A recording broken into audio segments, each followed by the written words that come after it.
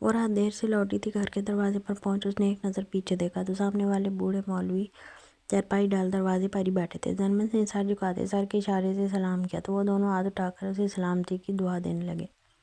اس کے چہرے پر آسودہ سی مسکراہٹ نمودار ہوئی۔ دعا؟ ہاں، اس کی زندگی ذلیل و خوار اسی وجہ سے تھی کہ کوئی اس کے پیچھے دعا کرنے والا نہیں تھا، کوئی نہیں تھا جو اس کے لیے سجدے میں گر کر روتا، یا اللہ مجھے ماں کیوں نہیں ملی۔ تڑپ کر دل سے ایک ہوک سی اٹھی۔ غربت پر شکوہ کس کمبخت کو تھا؟ ملال تو یہ تھا کہ اس کے ساتھ کام کرنے والی اس کی دوست اسما اس سے زیادہ غریب تھی، لیکن جب رات اسما تھک کر گھر جاتی تو اس کی خبردیری کرنے کے لیے اس کی ماں موجود تھی۔ اگر وہ تھکتی تھی، اسے حوصلہ دینے والے ہاتھ اور دعا دینے والی زبان بھی موجود تھی، پر اس کے پاس تو کوئی سہارا، کوئی آسرا نہیں تھا۔ وہ اپنی ماں بھی خود تھی اور اپنا باپ بھی خود۔ ذہن جھٹکتے اس نے گھر کا دروازہ کھٹکھٹایا تو اگلے ہی لمحے دروازہ کھول دیا گیا۔ یوں لگا جیسے اندر سب اسی کے منتظر تھے۔ بھلا ایسا کب ہونا تھا؟ لیکن قدم اندر رکھتے ہی اس نے دروازہ کھولنے والے کو دیکھا تو ماتھے پر خود بخود بل پڑا۔ دروازہ کھولنے والا کوئی اور نہیں، فراز تھا۔ بنا سلام دعا کیے وہ تیزی سے اندر بڑھ گئی۔ اسے اندر جاتے دیکھ فراز نے دروازہ بند کیا اور تیزی سے اس کے پیچھے بھاگا۔ یہ موقع اچھا تھا، اس کی ماں تو فلم دیکھتے دیکھتے کب کی سو چکی تھی اور وہ جب سے زرمش کے انتظار میں پر زور رہا تھا۔ کہاں سے آ رہی ہے؟ بنا اجازت زرمش کے پیچھے اس کے کمرے میں داخل ہوتے اکڑ سے پوچھا۔ زرمش نے اسے بھویں اچکا کر دیکھا جیسے پوچھنا چاہ رہی ہو تم کون ہوتے ہو پوچھنے والے، کمرے سے نکلو۔ اگلے ہی لمحے اپنا بیگ بیڈ پر ڈالتے ہوئے چٹکی بجاتی حقارت سے بولی تو فراز کشمکش میں پڑ گیا۔ کہاں تو وہ اسے مٹھی میں قید کرنے کے چکروں میں تھا اور یہاں تو اس کے تیور خطرناک حد تک بگڑے ہوئے تھے۔ فراز کو اپنا کام بگڑتا محسوس ہوا۔ وہ اپنی ماں کو تو آدھا رضامند کر چکا تھا، پر اس چڑیا کو قید کرنا بھی تو ضروری تھا۔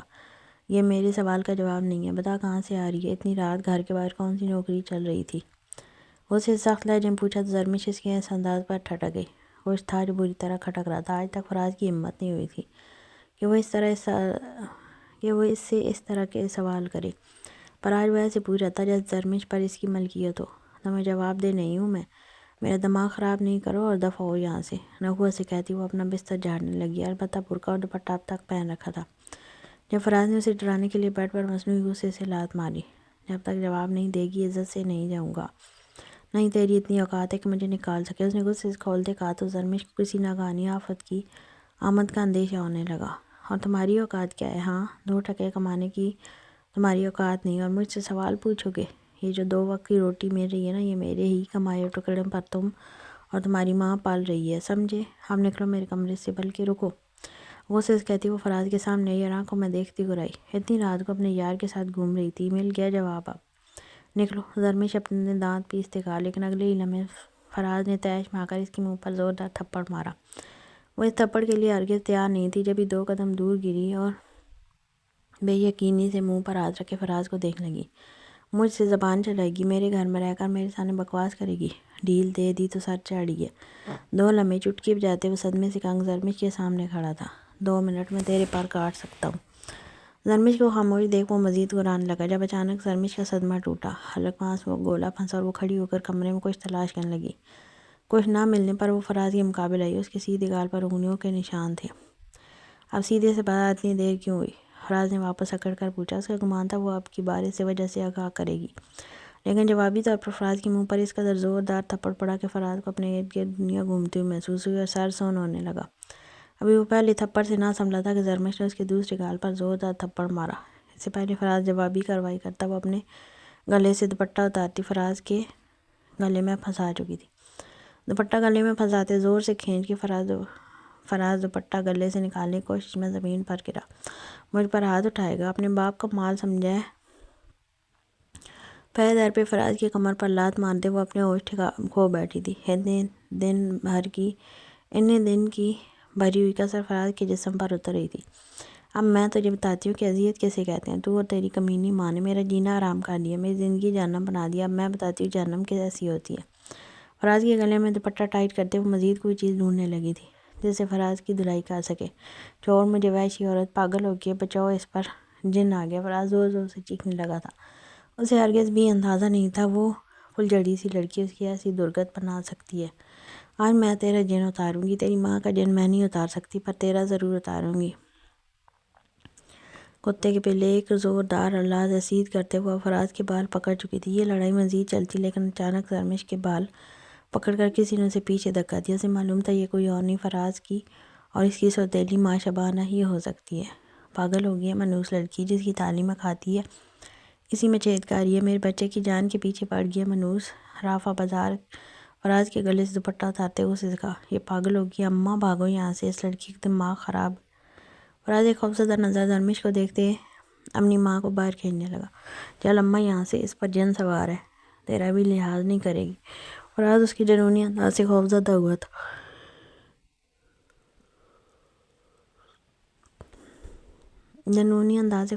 تھا۔ تبھی بکتی جگتی درمش کو گالیاں دیتی شبانہ کو گھسیٹ کر کمرے سے باہر نکل گیا۔ اندر درمش نے اپنے کمرے کی چٹخنی لگائی اور دروازے سے ٹیک لگا کر زمین پر بیٹھے سسکتے ہوئے گھٹنوں میں چہرہ چھپا لیا۔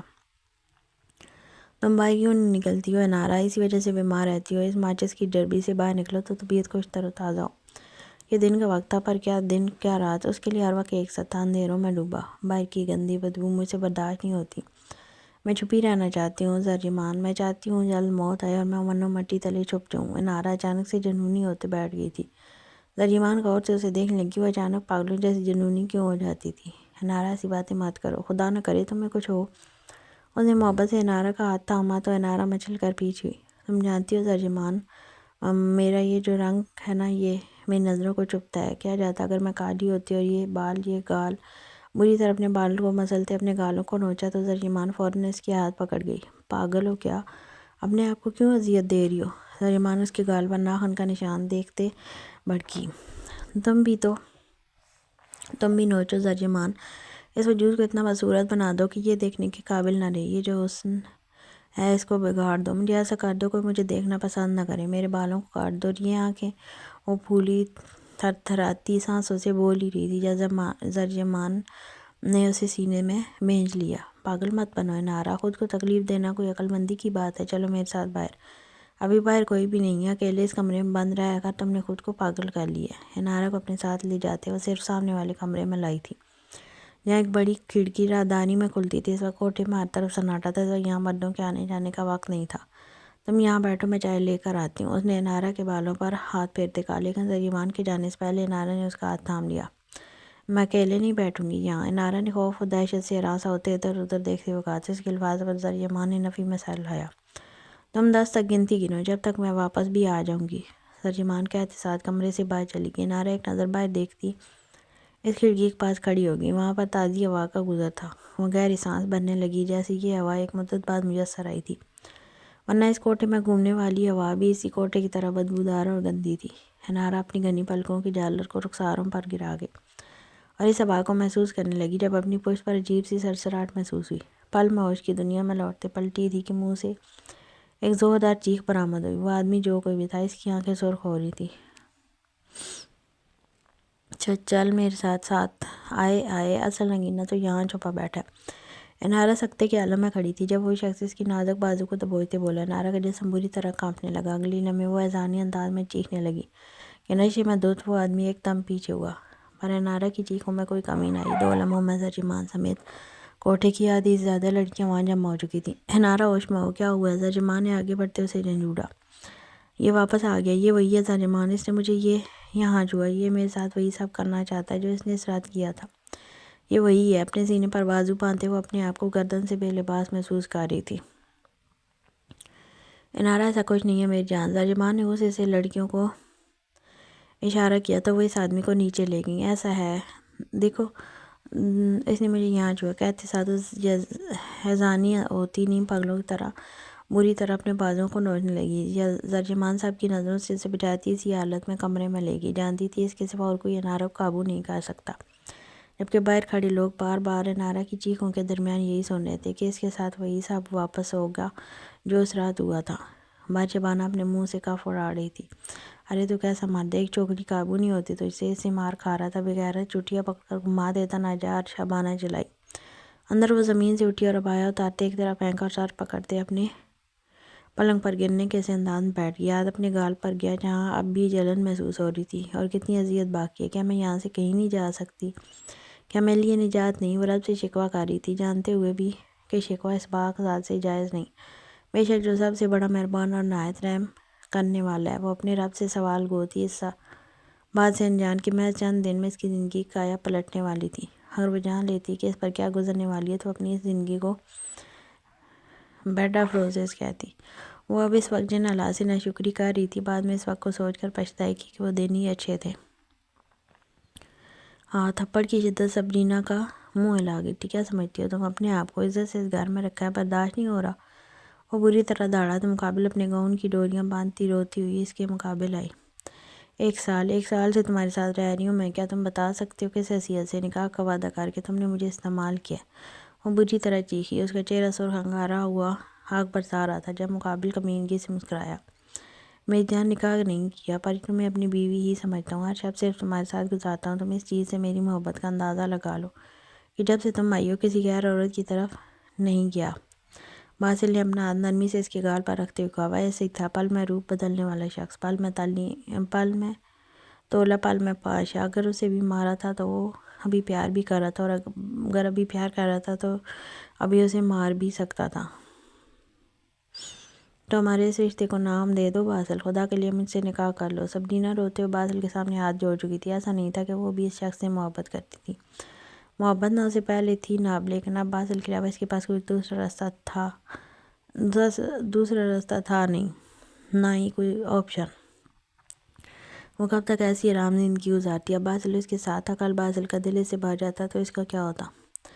میری جان ایک ہی ضد بار بار کرتی ہے، اس لیے مجھے غصہ آتا اور میں پھر ہاتھ اٹھاتا ہوں۔ مجھے خود سے عاجز کرتی ہی کیوں ہو؟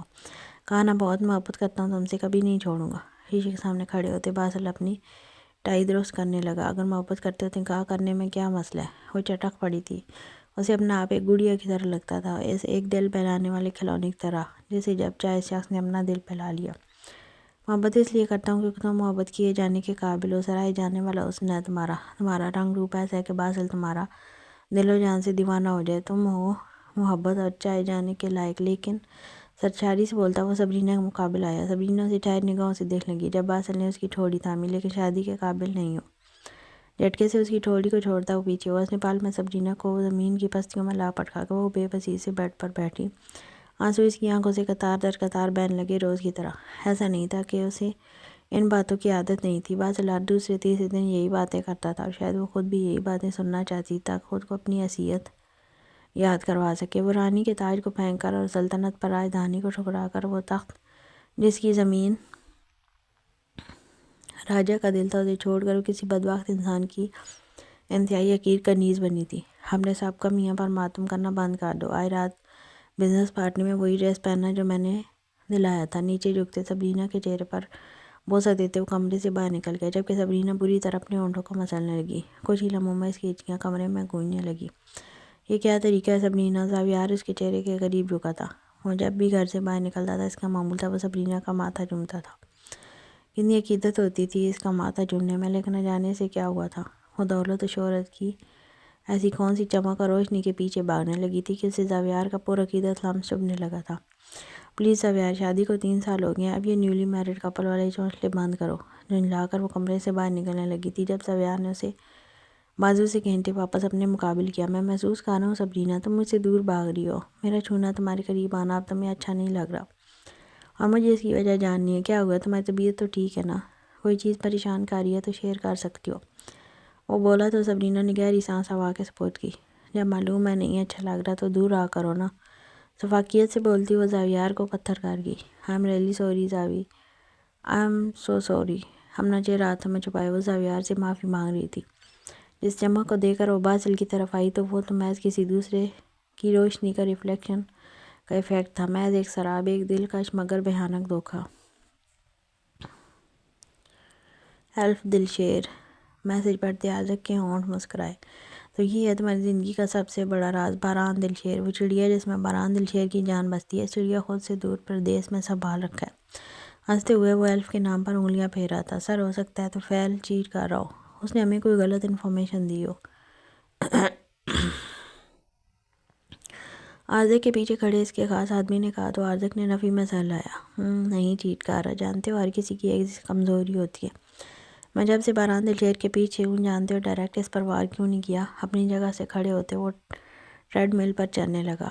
بلیک سینڈو بنیان اور بلیک ہی ڈیلر ٹراؤزر پہنے، اس کے گلے میں چھوٹا سا تولیہ لٹک رہا تھا۔ اس کا خاص آدمی اور اس کا مینیجر صفوان اسی کو بغور سن رہا تھا، جس کے ایک کان میں بلوٹوتھ لگا تھا۔ کیوں نہیں کیا؟ صفوان نے تجسس سے پوچھا۔ کیونکہ بہران دلشیر بہت طاقتور ہے، چھوٹے موٹے وار سے یہ اسے جانی نقصان یا مالی نقصان پہنچانا بیکار ہے۔ اگر اس پر جانی وار کیا تو اس قدر چلاک ہے، اگر بچ گیا تو پلٹ کر وار کرے گا اور اس کا وار خالی نہیں جائے گا۔ کیونکہ میری فیملی ہے، وہ میری فیملی تک پہنچ جائے گا، اور اگر مالی نقصان پہنچایا تو اس کے پاس اتنا بلیک منی ہے کہ سالے کو فرق ہی نہیں پڑے گا۔ اس لیے میں 2 سال سے اس کی کمزوری تلاش کر رہا ہوں کہ کہیں سے تو ملے۔ اتنا تو مجھے بھی اندازہ ہے کہ اس کی کوئی نہ کوئی کمی ضرور ہے، پر اس بات نے مجھے دھچکا پہنچایا، بلکہ جس کو معلوم ہوگا جھٹکا ہی لگے گا کہ بہران دلشیر کی بہن بھی ہے۔ پر یہ خبر سچی ہے، اس بات پر میرا تجربہ گواہی دے رہا ہے۔ ٹریڈ مل کی سپیڈ بڑھاتے وہ صفوان کو پریشان کر گیا۔ صفوان، تم میرے کسی کام کے نہیں ہو۔ 2 سال میں تم سے یہ بھی پتہ نہیں لگا سکے کہ بہران دلشیر کی ایک بہن بھی ہے۔ اب کی بار ارزق نے غصے سے کہا، سر یہ بات میں کیا کوئی بھی نہیں پتہ لگا سکتا تھا؟ وہ تو طفیل نے بہران کے منہ سے سنی تو اسے معلوم ہوا۔ صفوان نے منہ بسوڑتے ہوئے کہا۔ 10 منٹ مزید ٹریڈ مل پر بھاگنے کے بعد ارزق نیچے اترتا اور تولیے سے پسینہ صاف کرنے لگا۔ واشنگٹن میں رہتی ہے اس کی بہن۔ طفیل نے صرف اتنی خبر دی ہے، صرف ایک دن تمہارے پاس صفوان، مجھے بہران کی بہن کی ایک ڈیٹیل چاہیے، ارزق نے سختی سے کہا تو صفوان لب بیچ گیا۔ سچ تو یہ تھا کہ صفوان بہران دلشیر سے ڈرتا تھا۔ اس کا اندازہ کہیں نہ کہیں ارزق کو بھی تھا، کیونکہ بزنس فیلڈ میں کام کرنے والے چپراسی سے لے کر بزنس ٹائکون تک بہران دلشیر کے چرچے سن چکے تھے۔ اس نے اپنی دنیا میں اپنی ایسی دھاک بٹھا رکھی تھی کہ بہران دلشیر کے نام سے ہر کوئی خائف رہتا تھا۔ وہ اپنے نام کا ایک تھا، بہران دلشیر۔ جس چیز کو حاصل کرنے کا جنون رکھتا تھا وہ حاصل کرتا تھا۔ بہران دلشیر کو کوئی قابو کر لے ایسی کوئی جرات ہی نہیں کر سکتا تھا۔ خود ارزق خانزادہ بھی اس سے مخفی تھا، ابھی تک پردے کے پیچھے ہی چھپ کر کیا تھا جو بھی کیا۔ بے شک وہ بہران سے ڈرتا نہیں تھا، لیکن وہ اپنے گھر والوں کی نسبت سے ڈرنے پر مجبور تھا، کیونکہ اگر بہران کی ایک کمزوری تھی تو ارزق کی بہت ساری کمزوریاں تھیں، اور اس دنیا میں سب سے طاقتور وہی ہے جس کی نہ کوئی کمزوری اور نہ کھونے کے لیے کچھ اور نہ ہی موت کا خوف۔ بہران دلشیر ایک طوفان تھا، اسے ٹکر لینے والا خود ہی پاش پاش ہو جاتا تھا۔ سر اگر بہران دلشیر کو مخبری ہو گئی کہ آپ نے اس کی بہن، صفوان بولتے بول رکھا، تم مجھے ڈرانے کی کوشش کر رہے ہو تو مت کرو۔ تم جانتے ہو صفوان، میں پیچھے ہٹنے والوں میں سے نہیں ہوں، اور رہی بات مخبری کی تو یہ بات ممکن نہیں، کیونکہ طفیل نے کچھ دیر پہلے رابطہ ختم کرنے کا میسج کر کے یہ واضح کیا کہ وہ اب ہم سے بات نہیں کرے گا۔ وہ جتنی معلومات دے سکتا تھا دے چکا، اسے اب بہران سے جان کا خوف ہے۔ اور دوسری بات، بہران دلشیر یہ سوچتا ہے کہ اس کی بہن کے بارے میں کوئی نہیں جانتا، تو وہ کبھی بھی اس طرف سے فکر مند نہیں ہوگا۔ پروٹین شیک لبوں سے لگاتے ارزق نے اسے جانے کا اشارہ کیا۔ ہاں، بہران کی بہن کے ساتھ کیا کریں گے؟ کب سے دل میں کل بلاتا سوال پوچھ ہی لیا تھا کہ ارزق نے گہری سانس لی۔ اس سے شادی کروں گا۔ غیر متوقع جواب۔ صفوان کی آنکھیں حیرت سے پھیل گئیں۔ بہت فضول سوال تھا صفوان، میں زیادہ وقت برباد نہیں کروں گا، صرف 2 دن کے لیے بہران کی بہن کو اپنے قبضے میں لوں گا، تو بہران خود اپنے خلاف سارے ثبوت میرے حوالے کر دے گا۔ اب جاؤ یہاں سے۔ ارزق کے سختی سے کہنے پر صفوان وہاں سے چلا گیا، جبکہ ارزق اپنی مضبوط ہتھیلیوں کو دیکھ لگا۔ تمہیں مارنا مشکل نہیں بہران دلشیر، پر میں تمہیں ویسی موت دینا چاہتا ہوں جو تم نے میرے باپ کو دی۔ جس طرح تم نے میرے باپ کو رسوا کیا تھا، تم بھی اسی طرح رسوا ہوگے۔ آنکھوں کو بند کرتے وہ فتح کے جوش میں مسکرایا تھا۔ سینے میں جلتے انتقام کے لاوے نے جوش مارا تھا۔ اسے یاد تھا اپنے باپ کا پنکھے سے لٹکا وجود اور وہ خط۔ صاحب چائے۔ 16 سال کا وہ دبلا پتلا سانولا لڑکا جس کے چہرے پر غربت کی سیاہی اور غموں کی پرچھائیاں تھیں، وہ چائے لے کر سامنے جھکا تھا۔ گاڑی والے نے چائے لیتے ایک نظر اس لڑکے پر ڈالی جو انہی کی طرف دیکھ رہا تھا۔ اس آدمی نے چائے لیتے اس کی جانب 100 اور نوٹ بڑھایا تو وہ غصے سے گھورنے لگا۔ گھور کیا رہا ہے؟ لے چھوٹی بہن بھائیوں کو چیز دلا دینا۔ وہ آدمی آپ کے نرمی سے بولا۔ سفید سوٹ بوٹ میں مرسڈیز میں آیا شخص، وہ کافی متاثر کن لگا تھا اس کے پاس، اور وہ روب اور شان تھا جو کسی کو متاثر کر دے، اور وہ صرف پیسوں کی بدولت تھا۔ میرے بہن بھائی بھیک نہیں کھاتے۔ اس کے لہجے میں غصے کی آمیزش تھی، کچھ اکڑ اور خودداری کا عنصر۔ اس آدمی نے غور سے اس لڑکے کو دیکھا۔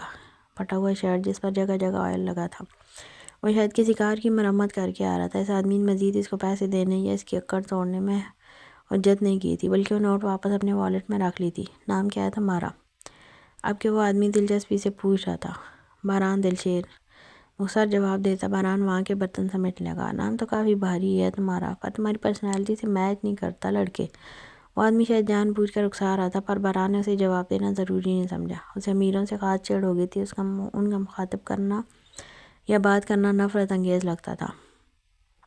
تم سے بات کر رہا ہوں لڑکے میں، اب یہ وہ آدمی نظر انداز ہونے پر غصے سے بولا، میں ہر بات کا جواب دینا پسند نہیں کرتا، نہ ہی پابند ہوں۔ سادگی سے کہتا وہ اٹھ کر وہاں سے چلا گیا، جبکہ وہ آدمی برہان کی پشت کو دیکھنے لگا۔ پرسنالٹی نہیں ہے پر اکڑ ہے۔ کب سے کام کر رہا ہے یہ لڑکا تیرے پاس؟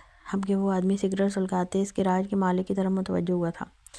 کچھ مہینے ہی ہوئے ہیں، کافی دکھ کی کہانی ہے اس لڑکے کی۔ اس کی ماں بھاگ گئی اور باپ کافی نیک تھا، چال بسا۔ جب سے گھر کا بڑا یہی ہے، اس لیے کام نہ آنے کے باوجود میں نے اسے ماہانہ 8,000 پر نوکری پر رکھا ہے۔ گراج کا مالک اپنی بڑائی بیان کرتے ہوئے برہان سے ہمدردی کا اظہار کرنے لگا۔ تو مجھے اس گراج کے ساتھ یہ لڑکا بھی ملے گا؟ اس آدمی نے دلچسپی سے پوچھا۔ وہ یہاں پر کرایہ گراج خریدنے ہی آیا تھا۔ یہاں پر یہ لڑکا تمہارے کسی کام کا نہیں ہے دلاور سیٹھ۔ تم جس کام کے لیے گراج لے رہے ہو یہ لڑکا وہ کام نہیں کرے گا۔ گراج کے مالک نے دلاور سے کہا تو دلاور کہہ کر لگا کر ہنسا۔ تمہاری سوچ غلط ہے کہ لڑکا وہ کام نہیں کرے گا، بلکہ یہ لڑکا ہر وہ کام کرے گا جو میں اسے کہوں گا۔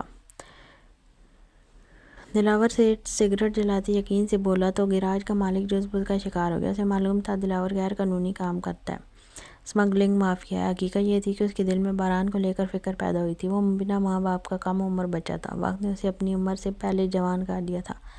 اس وقت اس کے زخم تازے تھے اور اس کو برہان کی فکر ہوئی تھی کہ اس موقع پر بڑے بڑے لوگ صحیح غلط کا فیصلہ نہیں کر پاتے تو کہیں وہ غلط راستے پر نہ چلا جائے۔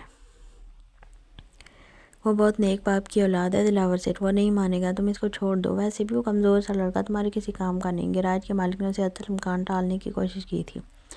تم جانتے ہو اس کی ماں بھاگی ہے، اس کا باپ مار گیا، چھوٹے بہن بھائی ہیں۔ اس وقت انسان سب سے زیادہ ٹوٹا ہوا ہوتا ہے اور اس وقت انسان کے سوچنے سمجھنے کی صلاحیت مفلوج ہو جاتی ہے۔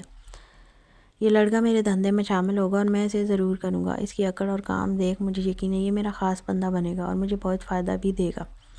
میں اسے بہت طریقوں سے استعمال کر سکتا ہوں۔ دلاور کی مکاری سے کہنے پر گراج کا مالک اپنا ماتھا مس لگا۔ برہان کو یہاں کام پر چچا فرید لگا کر گئے تھے اور انہیں ہی اس کی ذمہ داری دے کر گئے تھے کہ اس کے پیچھے اس کے چھوٹے بہن بھائی ہیں، خیال رکھنا۔ دلاور سیٹھ تم برہان کو چھوڑ دو، وہ بچہ معصوم ہے، غمزدہ ہے، اپنے چھوٹے بہن بھائیوں کا واحد آسرا ہے۔ تمہیں تو بہت لڑکے مل جائیں گے پر اگر اسے کچھ ہو گیا تو اس کے چھوٹے بہن بھائی اس طوفان کی زد میں آتے برباد ہو جائیں گے۔ گراج کا مالک ایک دم منت سماجت پر آیا تو دلاور اسے ناگواری سے دیکھنے لگا۔ اتنی انسانیت مجھ میں بھی ہے، میں اسے زیادہ مشکل کام نہیں دوں گا جب تک وہ اس کے قابل نہ ہو جائے، اور آخری فیصلہ تو اس لڑکے کا ہوگا۔ اگر وہ ہاں کرے تو ٹھیک، ورنہ اسی گراج میں گاڑیاں صاف کرتا رہے۔ میں بھی دے دوں گا اسے ماہانہ 8,000۔ استضافیہ کہتے دلاور نے اس کی ساری طویلات کو منع کر دیا۔ کہاں جا رہا ہے؟ ایان کو اٹھتے دیکھ ضیاء نے فوراً پوچھا۔ اس وقت وہ لوگ کینٹین میں موجود تھے اور ان کے درمیان موضوع گفتگو ارسلان نیازی تھا۔ واش روم جا رہا ہوں، ساتھ چلے گا؟ چڑھتے ہوئے پوچھا تو زین اور ضیاء دونوں کہکا لگا کر ہنسے۔ اگر تجھے اکیلے جانے میں ڈر لگ رہا ہے تو چل لیتے ہیں، پر شرمانا نہیں۔ پھر ضیاء نے کھڑے ہو کر رازداری سے کہا تو ایان مٹھی کا مکہ بناتے ضیاء کے چہرے کے قریب لایا۔ اس بھائی فوراً مار داڑھ پر مت آیا کر، چل ساتھ چلتے ہیں، ڈونٹ وری، اندر آ کر تیری پرائیویسی ڈسٹرب نہیں کریں گے۔ زین نے بات کو مختصر کیا تو ایان کی آنکھیں گھما کر رہ گیا۔ وہ لوگ جینٹس واش روم کے باہر کھڑے ہوئے اور ایان اندر چلا گیا اور ملک زین ضیاء باہر کھڑے ہو کر بیگ میں کچھ تلاش کرنے لگے۔ جب ملک کی نظر اس طرف آتی رحم پر پڑی۔ ہاتھوں میں ایک رجسٹر پکڑے وہ اکیلی تھی، اس کے ساتھ اس کے دوست اور دوسری لڑکیاں نہیں تھیں۔ ہے وہ دیکھو مس بہن جی کو، ملک نے پرجوش ہوتے کہا تو وہ سب رحم کو دیکھنے لگے۔ یار مجھے کیوں لگتا ہے یہ ہمارا بہت اچھا انٹرٹینمنٹ ثابت ہو سکتی ہے، زین نے پرسوچ انداز میں کہا تو اس کے ساتھ کھڑے دونوں مسکرانے لگے۔ بات تو درست ہے، ایان کی ٹکر کی لگ رہی ہے، ضیاء نے ہنستے ہوئے تائید کی۔ میں تو ابھی سے امیجن کر رہا ہوں جب یہ ایان کے بال اور ایان اس کے بال پکڑے کھڑا ہوگا۔ ضیاء نے تصور کی آنکھ سے دیکھتے خوش ہوتے کہا تو ملک تیزی سے اپنا دماغ دوڑانے لگا، جب اچانک ضیاء نے واش روم کے باہر رکھا بورڈ اتار کر ایک کونے میں اچھال دیا۔ یہ کیا کیا؟ ضیاء نے ناسمجھی سے پوچھا، لیکن ضیاء بنا وقت ضائع کیے زین اور ملک کا ہاتھ پکڑے انہیں راہداری کے دوسری طرف لے گیا۔ ہے نورین، وہاں سے گزرتی اپنی کلاس کی لڑکی کو پکارا جو کتاب کے مطالعے میں مگن تھی۔ ضیاء پلیز میرے ساتھ کوئی فضول بکواس نہیں کرنا، میں مصروف ہوں۔ وہ لمحے میں ضیاء کی بے عزتی کر چکی تھی جس کے جواب میں زین اور ملک اپنی ہنسی روکنے لگے۔ ہمیشہ بھلیڑی کی طرح چنگاریاں کیوں چھوڑتی رہتی ہو کتابی کیڑی، ایک چھوٹا سا کام کر دو۔ ضیاء دانت پیستے بولا۔ بس ذات خود اسے نورین نہیں پسند تھی، لیکن وقت پڑنے پر وہ گدھے کو بھی باپ بنا لیتا تھا، تو یہ تو نورین تھی، کیا مسئلہ ہے؟ نورین نے عاجز ہوتے پوچھا۔ میں تمہارا سرفارس والا پروجیکٹ مکمل کر کے دوں گا اگر تم میرا ایک چھوٹا سا کام کر دو۔ ضیاء منت سماجت پر آیا تھا۔ مجھے تمہاری بات پر بھروسہ نہیں ضیاء، تم ایک نمبر کے جھوٹے اور مکار انسان ہو۔ نورین چڑھتے ہوئے وہاں سے جانے لگی جب ضیاء نے اس کا ہاتھ پکڑ کر اسے پیچھے کھینچا۔ وہ حیرت سے ضیاء کو دیکھنے لگی۔ ضیاء سے اس کی منہ ماری ہوتی रहती थी, लेकिन ज़िया ने पहली बार उसे यूं हाथ लगाया था। हाथ हटाकर बात करो। एकदम झिड़कते वो पीछे हुई तो ज़िया रहम को भूलों से देख लगा, जो सुर्ख पड़ती नागवारी से उसे देख रही थी। ज़्यादा सर चढ़ने की ज़रूरत नहीं है, भूल गई मैंने तुम्हारे साथ क्या किया था? इज्जत से बोल रहा हूँ, समझ नहीं आ रहा। अब के ज़िया रोब झाड़ने पर आया, जानता था सामने खड़ी लड़की डरपोक है। अच्छा बोलो क्या करना है? वो फ़ौरन एक कदम का फासला मजीद कायम करती पीछे होकर खड़ी हुए ठहरे हुए अंदाज में बोली, गुड गर्ल। फतेह या अभी से मुस्कुराते नौरीन के देखा। अभी सेकंड कॉरिडोर में न्यू जूनियर लड़की गई है, जिसने कल अयान को भाई बोला था। बस तुम्हें इस लड़की को इस रूम में भेजना है। कहना सर्वजात बुला रहे हैं। जैक कहने पर नौरीन कशमकश में पड़ गई। क्या करोगे तुम इसके साथ? तफ्तीशी अंदाज में पूछा तो ज़िया आंखें छोटी की इसकी जान जगह। हम जानती हो मैं कुछ गलत नहीं करूँगा, बस छोटी सी शरारत करनी है, लेकिन अगर तुमने मेरा काम नहीं किया तो तुम्हारे साथ बुरा करूँगा। वो मजाक में धमकी दे रहा था। नौरीन नागवारी से उसे देखती पलट गई। जिस कदर ज़िया शैतानी दिमाग का आदमी था, इससे कोई बई नहीं था कि वो उसको भी परेशान कर दे। ज़िया की शैतानी हरकत वो 2 साल से देख रही थी। वो इसी के बीच की थी, इसलिए वो इसके साथ कुछ नहीं करता था। पर नौरीन पर दोष जमाना इसकी पुरानी आदत थी। कभी कभी वो इससे बाज पुस कर लेती और कभी कभी डर जाती थी। अब भी ऐसा ही हुआ था। ज़िया की धमकी से डर कर वो रहम के पीछे गई थी। क्या यार ज़िया, तू क्यों डराता बेचारी को? हमारे ही बीच की है बेचारी, मुल्क ने अफसोस से कहा था। नौरीन से उसकी दोस्ती नहीं थी, पर उसे नौरीन पसंद थी। वो क्लास की सबसे ज़्यादा पढ़ने वाली लड़की थी। मुझे नहीं मालूम, पर इसे तंग करके मुझे अंदरूनी सुकून मिलता है। किताबी कीड़ा है, मुझे सोच कर वहशत होती है ये इतना कैसे पढ़ लेती है। ज़िया ने कंधे उचकाते कहा तो ज़ैन हंसने लगा। बेटा आप नौरीन को शुरू दिन से परेशान करते हो। स्टार्ट में तो मुझे लगा था कुछ गड़बड़ है, पर फिर तूने इस लैला नामी चिपकू लड़की को गर्लफ्रेंड बना लिया। ज़ैन नौरीन से हमदर्दी के बाद लैला से चिढ़ते हुए बोला, ओफ लैला बहुत हॉट है। लैला और इस नौरीन का कोई मैच है ही नहीं। अब चुप करो, वो आ गई है। रहम को नौरीन के साथ आते देख वो तीनों अनजान बन गए थे। नौरीन ने मुस्कुराकर उसे न जाने क्या कहा, रहम भी मुस्कुराती वाशरूम के अंदर चली गई। नौरीन के पलटते ही ज़िया ने वाशरूम के दरवाजे के बाहर से कुंडी लगा दी। कुछ याद आने पर नौरीन पलट कर कॉरिडोर नंबर देखने लगी। ज़िया ये 4 कॉरिडोर है, ये तो वाशरूम है ना, जेंट्स वाशरूम। नौरीन के पूछने पर ज़िया एक आंख दबाते हंसने लगा। खोलो ये दरवाज़ा। उसे से आगे बढ़ती वो वाशरूम का दरवाज़ा खोलने लगी, लेकिन ज़िया सामने खड़ा हो गया। तुम्हारा काम हो गया बेबी, अब जाओ यहाँ से। सख्ती से कहा। तुम एक इंतहाई बदतमीज़ और बेगैरत इंसान हो, मुझे तुम्हारी बात माननी ही नहीं चाहिए थी।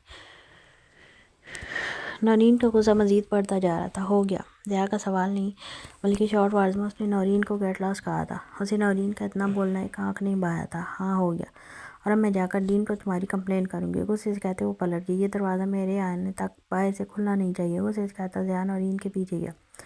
नौरीन तेज़ी से सीढ़ियाँ उतरती सेकंड रो में बने स्पोर्ट्स रूम की तरफ से गुजरती डीन के ऑफिस की तरफ जा रही थी, जब ज़िया ने पीछे से उसका हाथ पकड़ा और उसे खींचते हुए स्पोर्ट्स रूम की तरफ ले गया। दरवाज़ा खोलकर नौरीन को अंदर खींचा और दरवाज़ा बंद कर लिया। ये क्या बदतमीज़ी है ज़िया, दरवाज़ा खोलो। बल भर के लिए वो खौफजदा हुई थी, पर उसे यकीन था ज़िया किसी लड़के के साथ इस नाइट की बदतमीज़ी नहीं कर सकता। बहुत ज़बान चल रही है तुम्हारी। टेबल पर हाथ मारते हुए उससे कहता नौरीन की तरफ आया, तो नौरीन फ़ौरन कुर्सी के पीछे हो गई। मुझे बाहर जाने दो ज़िया, मैं बता रही हूँ, मैं प्रोफेसर को तुम्हारी शिकायत लगा दूँगी। नौरीन खौफ छुपाते हिम्मत बांधती बोली तो ज़िया ने मुट्ठी बांध कर अपने सर पर मारी। हाँ, और फिर तुम्हारी शिकायत पर वो मुझे यहाँ से बाहर निकाल देंगे। जैसे वो सवाल नहीं बल्कि नौरीन को ये याद दिलाने के लिए था कि वो किससे पंगा ले रही है। यहाँ का डीन मेरे बाप का दोस्त है। और मेरे साथ चलो, मेरे सामने शिकायत करना, फिर मैं तुम्हें बताऊँगा। अचानक नौरीन का हाथ पकड़ते हुए वो नौरीन को बाहर की जाने ले जाने लगा था। जब नौरीन खौफजदा होती है, इसे अपना हाथ छुड़वाने लगी। मुझे कहीं नहीं जाना, मेरा हाथ छोड़ो। नौरीन की हाथ से किताबें गिर चुकी थी। वो ज़िया से अपना हाथ छुड़वाने की कोशिश में थी। नहीं, तुम चलो मेरे साथ, मिल के जाएंगे डीन के पास।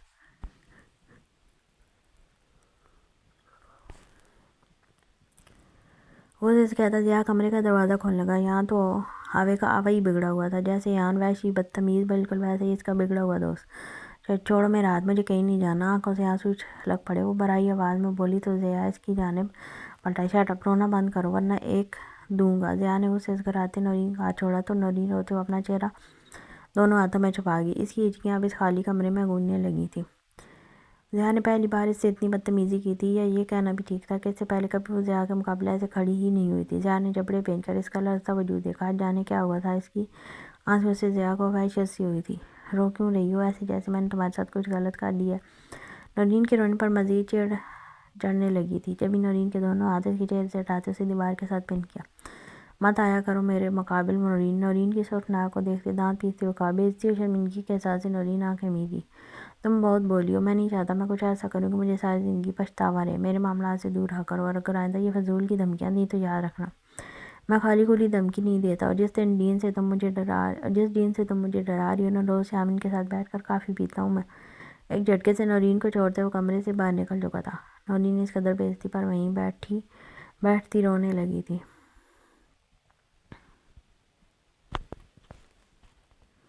وائٹ گھٹنوں تک شرٹ، اس پر بلیک واسکٹ اور سر پر سکارف بنے وہ تیار تھی۔ آج اس کا ایک 5 اسٹار ہوٹل میں پہلا دن تھا۔ 30,000 ماہانہ پر اسے 2 دن پہلے یہ نوکری ملی تھی جس کی ریکوائرمنٹ پر وہ پوری اتری تھی۔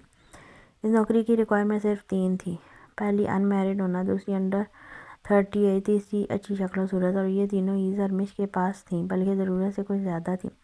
وہ خوش تھی۔ اس کے نزدیک ویٹرس کی جاب فیکٹری میں بیٹھ کر مشین چلانے سے تو بہتری تھی۔ Are you okay Zarmish? Manager نے اسے ادھر سے ادھر ٹہلتے دیکھ پوچھا۔ وہ سر، کیا میں دوپٹہ اوڑھ سکتی ہوں؟ وداؤٹ دوپٹہ میں انکمفرٹیبل ہوں۔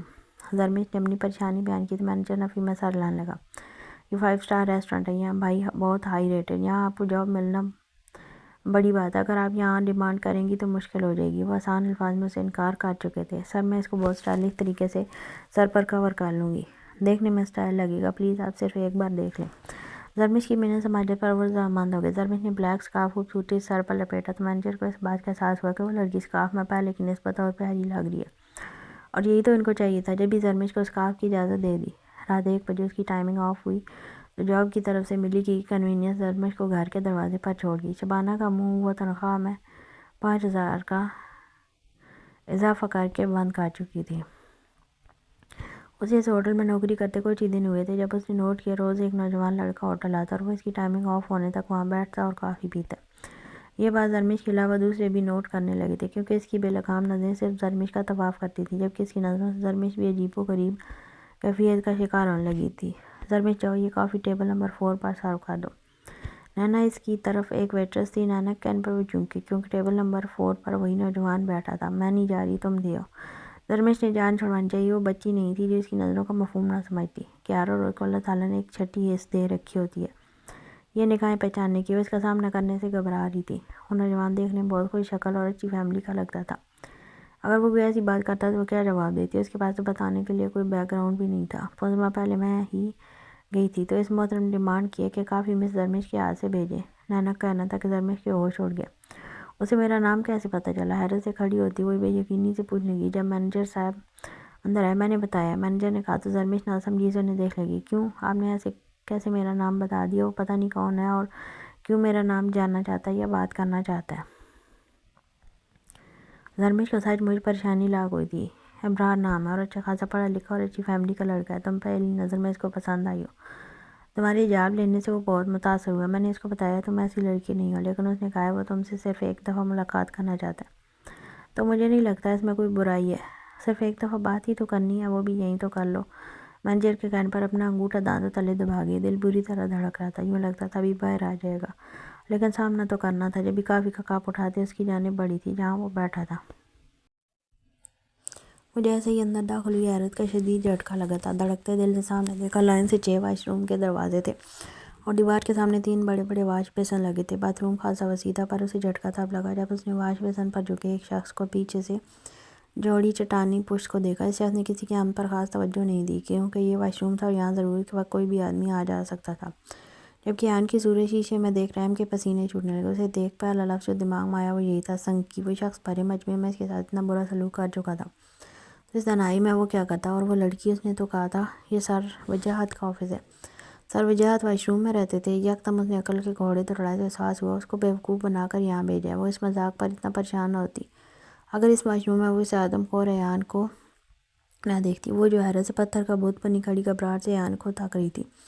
ایان کو سیدھے ہوتے دیکھ فوراً ہوش آیا اور پلٹ کر بھاگنے کی کوشش کی، پر اس وقت رحم کو لگا اسے خود وحشت سے ہارٹ اٹیک آ جائے گا جب دروازے کو لگ پایا۔ یہ کیا ہوا ہے؟ رحم خود سے کلام ہوئی جب اپنی بیوقوفی کا شدت سے احساس ہوا۔ ظاہر ہے جس نے مذاق کیا تھا وہ بھلا دروازہ کیوں کھلا چھوڑتا؟ رحم کو لگا اس کے جسم کے تمام آرگنز پیروں میں جا گرے ہیں۔ ہے یو کون ہو؟ پڑھنا نہیں آتا کیا؟ بھائی لکھا ہے یہ جینٹس واش روم ہے۔ ایان نے غصے سے لبریز ناگوار لہجے میں کہا تو رحم دروازے کی طرف پلٹے ہی سختی سے آنکھیں میری، دل کے اپنا سر دیوار پر دروازے پر دے مارے، ماتھے پر ننھے ننھے پسینے کے قطرے نمودار ہونے لگے۔ یوں لگا جیسے واش روم میں آکسیجن کی کمی ہو۔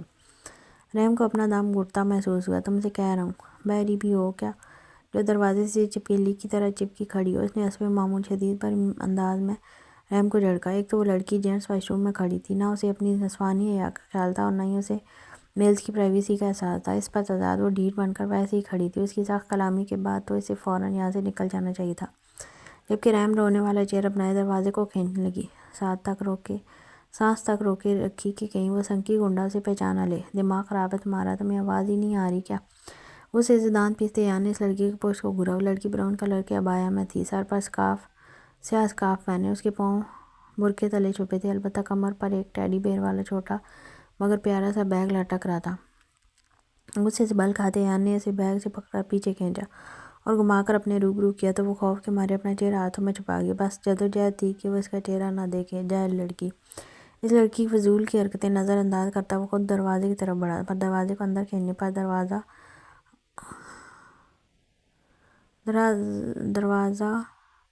پر اندازہ ہوا کہ دروازہ تو باہر سے لاک تھا۔ غصے سے ہاتھ کی مٹھی بناتے وہ دروازے پر مارنے لگا کہ ٹھٹکا رکا، یوں لگا جیسے کوئی آنکھ اسے دیکھ رہی ہے۔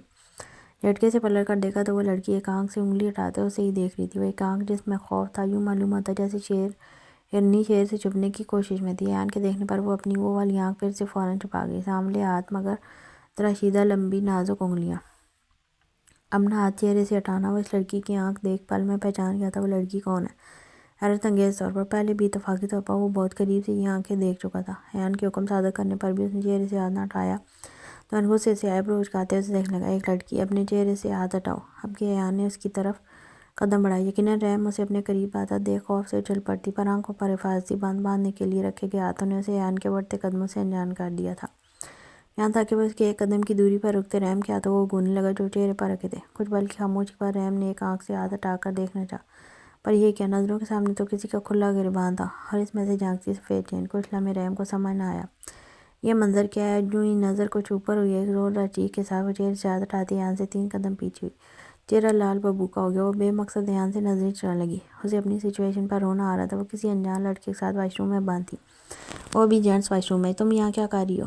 ایک نظر بغور اسے کے چہرے پر ڈالتے پوچھا۔ ایان کو نہ جانے کیوں اس کی شکل غصہ دلا رہی تھی۔ اس لڑکی کے بھائی بولنے نے ایان کا کافی مذاق بنوایا تھا۔ مجھے نہیں معلوم تھا جینٹس واش روم میں غلطی سے، رحم نے شرمندہ ہوتے کہا تو ایان نے سینے پر ہاتھ باندھتے اسے کینہ توز نظروں سے دیکھا۔ انتی ہو یا پڑھنا نہیں آتا؟ باہر بورڈ نہیں پڑھا؟ ایان نے تپ کر پوچھا۔ نہیں، مجھے ایک لڑکی نے کہا یہ سر وجاہت کا آفس ہے۔ ابھی اس نے اتنا ہی کہا تھا کہ ایان نے ایک ہاتھ کو ہوا میں داد دینے والے انداز میں بلند کیا۔ واقعی وہ کونے والے واش روم میں ہے سر وجاہت؟ جاؤ اندر چلی جاؤ، کیونکہ یہ عادت تم میں ہے نہیں، مردوں کی پرائیویسی میں گھس آئی ہو اور اوپر سے ڈھائی سے جھوٹ بول رہی ہو۔ ایان کے کہنے کی دیر تھی، رحم کے ماتھے پر بال پڑنے لگے۔ بے شک وہ مانتی تھی اس کی غلطی تھی، پر یہ لڑکا تو خود کو یہاں کا مالک سمجھ بیٹھا تھا۔ وہ ایکسکیوز کر رہی تھی اور وہ اسے بے حیا کہہ رہا تھا۔ وہ ہوتا کون تھا اسے بے حیا کے لقب سے پکارنے والا؟ یہ سچ تھا وہ اسے یہاں بہت خوفزدہ تھی، مگر اپنے کردار پر انگلی اٹھانے والے کا منہ توڑنا بھی جانتی تھی۔ دوسری طرف اگر اس وقت کوئی اور لڑکی ہوتی تھی شاید وہ اتنا کلام نہ کرتا اور نظر انداز کرتے باہر نکلنے کی کوشش کرتا، پر وہ موقع میل صاحب بلائے رحم سے دو ہاتھ کرنے کے چکر میں تھا کہ 2 دن سے دل میں جو غبار ابل رہا تھا اسے نکالنے کا اچھا موقع ملا تھا۔ بے حیا آپ ہوں گے؟ دانت پیستی وہ صرف اتنا ہی بولی تھی کہ ایان کے چہرے کا رنگ بدل گیا۔ میں ہوں بے حیا؟ مٹھی بھیجتے رحم کی طرف قدم بڑھاتے غصے سے پوچھا۔ جو بولتا ہے وہی ہوتا ہے، پہلے آپ نے کہا تھا۔ کوئی سمجھ نہ آنے پر وہ فوراً بولی۔ بھلا کیسے بھول سکتی تھی کہ وہ اس لڑکے کے ساتھ تنہائی میں کھڑی، اگر دشمنی نکالنے کو کچھ غلط کر دیتا تو، اسی لیے فوراً پینترا بدل گئی۔ غلطی تمہاری اور زبان بھی تمہاری چل رہی ہے، وہ بھی ایان دلشیر کے سامنے۔ کاٹ دوں تمہاری زبان؟ ایان نے اسے ڈرانے کے لیے دھونس ڈالی جو واقعی رحم پر اثر انداز ہوئی۔ کچھ نہ سمجھ آنے پر وہ سرنڈر کرنے کے انداز میں سر جھکا گئی۔ ایان اس کی طرف سے جوابی کارروائی کی امید کر رہا تھا، لیکن دوسری جانب سے خاموشی دیکھ کے تنے اعصاب ڈھیلے ہوئے وہ مجرم کی طرح سر جھکائے کھڑی تھی۔ ایان نے بغور اسے دیکھا، سادی سی، سانولی مگر گہری خوبصورت شام کی طرح سلونی سی، باہر کوئی بورڈ نہیں لگا تھا۔ ایان کو پلٹتا دیکھ وضاحت دی۔ بھلا کیسے برداشت کرتی کوئی اس کے متعلق بے حیا رائے قائم کرے، اور اگر وہ باہر جا کر اس کے متعلق کچھ غلط بتا دیتا تو اس کی عزت تو خاک ہو جاتی۔ تو باہر کیا سر وجاہت کا بورڈ لگا تھا؟ ایان جو اسے خاموش پا کر دروازے کی طرف بڑھنے لگا تھا پھر اس کی آواز سن کر رکا اور طنزیہ پوچھا۔ نہیں، لیکن ایک لڑکی یہاں لائی تھی، اس نے کہا تھا یہ سر وجاہت کا آفس ہے، وہ بلا رہے ہیں۔ رحم کے معصومیت سے بتانے پر ایان کے ماتھے پر بلوں کا جال نمودار ہوا تھا۔ تم شکل سے اتنی احمق لگتی تو نہیں ہو جتنی احمقانہ بکواس کرتی ہو۔ اس طرح کوئی بھی کسی کا بھی نام لے کر کسی بھی روم میں بھیجے گا تو چلی جاؤ گی؟ نہ جانے کی وجہ سے اس پاگل لڑکی کی بیوقوفی پر غصہ آیا تھا۔ اتنی بڑی یونیورسٹی تھی، کوئی کہیں بھی بھیجتا تو کیا وہ چلی جاتی؟ اگر کوئی اس طرح کا اس کا فائدہ اٹھاتا تو یونیورسٹی لیول پر پہنچنے کے بعد اس لڑکی میں اتنا شعور ہونا چاہیے تھا کہ وہ تحقیق کے بعد کہیں بھی قدم رکھے۔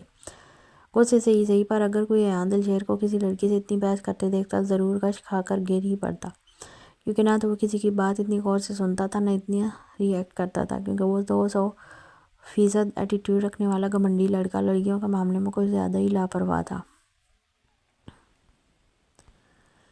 M sorry daddy, I am so sorry". Mehmal نے ناراضگی بھلائے زاویار کے بازو پر اپنا سر رکھا۔ خوف کے لیے یہی بات کافی تھی کہ اس کی وجہ سے اس کے ڈیڈی کو نقصان ہو سکتا تھا، اور وہ 6 سال کی ہونے کے باوجود زاویار کے معاملے میں بہت زیادہ حساس تھی۔ "کیوں ناراض تھی آپ؟" زاویار نے محمل کو آزردہ دیکھ موضوع تبدیل کیا۔ اب اگر وہ اپنی ماں کی پرچھائی تھی تو بھی زاویار اس سے نفرت نہیں کر سکتا تھا۔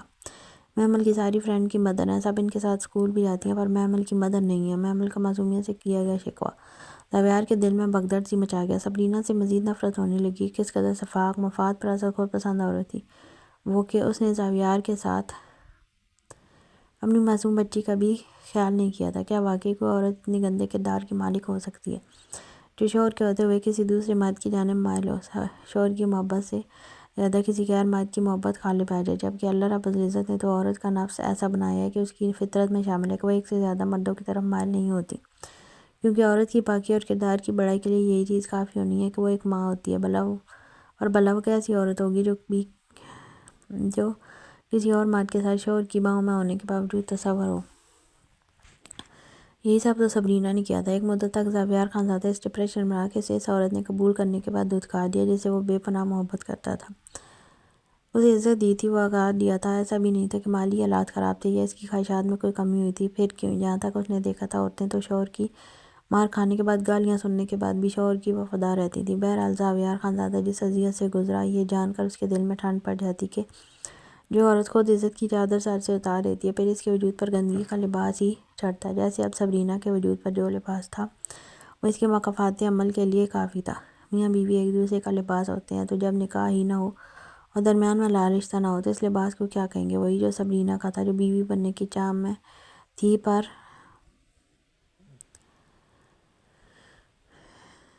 بن گئی۔ "ڈیڈی"۔ محمل نے زاویار کو سن دے کر پکارا تو زاویار ہوش کی دنیا میں واپس لوٹا۔ محمل کی ماں اللہ تعالیٰ کے پاس چلی گئی ہے نا؟ وہ بے بس تھا، نہیں بتا سکتا تھا محمل کو کہ اس کی ماں کس کردار کی مالک تھی اور کہاں تھی۔ وہ تو اس کی پرچھائیاں بھی محمل سے دور رکھنا چاہتا تھا۔ "تو نیو موم لے آئے نا؟" زاویار کو محمل کی بات پر شدید دھچکا لگا تھا۔ وہ اتنی سی بچی ہے، اسے نئی موم لانے کا کہہ رہی تھی۔ وہ معصوم تو جانتی نہیں تھی کہ سوتیلی ماں کیسا سلوک کرتی ہے۔ "محمل، کیا ڈیڈی آپ کے لیے کافی نہیں ہے؟ کتنی محبت کرتے ہیں آپ سے، آپ کو کیوں چاہیے دوسری موم؟" زاویار نے محبت سے ہاتھ چومتے کہا۔ جب محمل کی معصوم آنکھیں چمکدار موتی زاویار کے ہاتھ پر گرے۔ "مجھے موم چاہیے ڈیڈ، جو ہر وقت میرے ساتھ رہے، محمل کے کپڑے چینج کرے، محمل کو اپنے ہاتھ سے لنچ کروائے، محمل کے ساتھ کھیلے اور محمل سے بہت ساری باتیں کرے"۔ محمل معصومیت سے کہتی اداسی سے اس کے سینے سے لپٹ گئی۔ پہلی بار زاویار کو یہ احساس ہوا کہ وہ محمل سے جتنی بھی محبت کر لے لیکن ماں کی کمی کو پورا نہیں کر سکتا۔ یہ محرومی اس کی بیٹی کی زندگی میں ضرور ایک خلا پیدا کر دے گی، لیکن اگر وہ سوتیلی ماں اس کے ساتھ لے آتا ہے تو کیا وہ اچھی ثابت ہوگی؟ "اچھا ٹھیک ہے، محمل کے ڈیڈی جلدی سے محمل کی موم کو لے آئیں گے، جو میرے جانے کے بعد بھی محمل سے ڈھیر ساری باتیں کرے"۔ زاویار کا کہنا تھا کہ محمل گلاب کی طرح کھل اٹھی۔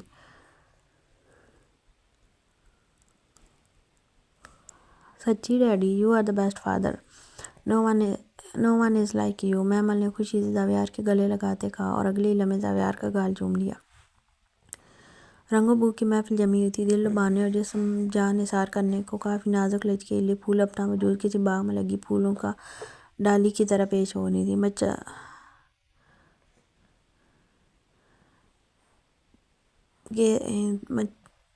مچنا تھا کہ جمان حیرت سے کھڑی تھی اور بے اختیار مسکرا کر بانو کو دیکھا جو للچائی نگاہوں سے دروازے کی جانب ہی دیکھ رہی تھی۔ کوئی بہت توپ چیز تھی جو وہ اندر آ رہا تھا، اور اندر آنے والا شخص ہر آنکھ میں چمکنے والا وہ ہیرا تھا جو اس کی چمک دور سے آنکھ کو خیرہ کرتی تھی پر قریب جانے والے کے لیے نہایت زہریلا تھا۔ نہ اس ہیرے کو اگلا جا سکتا تھا، نہ ہی نگلا جا سکتا۔ آج کیسے آ گیا یہ؟ ریشما نے ترجمان سے پوچھا تو وہ لالمی کا اظہار کر کے کندھے اچکا گیا۔ ہونٹوں پر سرخ لب سے سجائے دودھ جیسی رنگت رکھنے والی ترجمان بالوں کا جوڑا بنائے تیز آتشی رنگ کی ساڑی پہنے ہوئے تھے۔ کافی لوگ اس کی جانب بھی متوجہ ہوتے تھے اور اس کی بھی بھاری قیمت ادا کرنے کو تیار تھے، پر وہ ترجمان تھی، بانو بھائی کی بیٹی۔ باقی لڑکیوں کی طرح اس کے ساتھ زور زبردستی کا معاملہ نہیں تھا، لیکن وہ جانتی تھی آج نہیں تو کل اسے بھی اپنا آپ گاہکوں کے سامنے پیش کرنا پڑے گا، کیونکہ یہاں موجود لڑکیوں کی شادی نہیں ہوتی تھی، اور جن کی ہوتی تھی ان کا انجام منارہ کی ماں جیسا تھا۔ آج اس جگہ کو موتیوں کے پھولوں سے سجایا گیا تھا۔ وجہ یہ تھی کہ آج یہاں مشہور و معروف کسی سیاسی لیڈر کی آمد تھی۔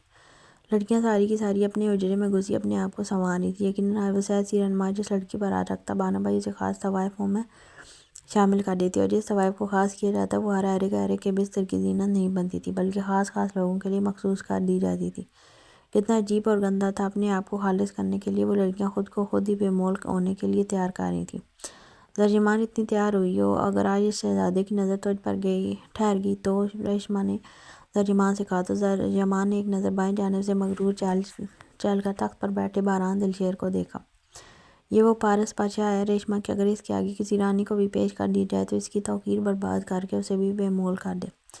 بہرام دل شیر ان خود پسند بے اتفاق مردوں میں سے ہے، اس کی زندگی میں محبت کا نشان نہیں۔ ترجمان نے آنکھیں مٹکا کر کہا اور پھر غور سے بہرام کو دیکھا۔ یہ یہاں کیسے بیٹھ گیا؟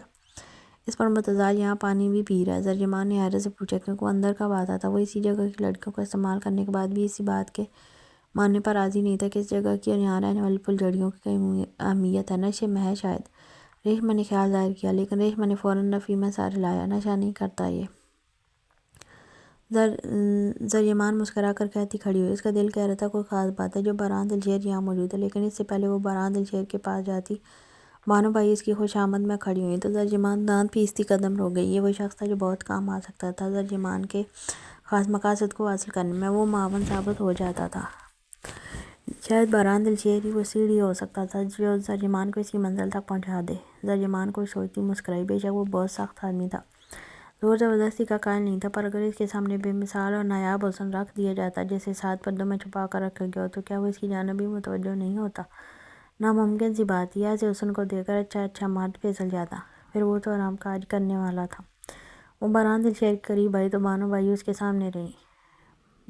سامنے بچھی معذرت کر رہی تھی۔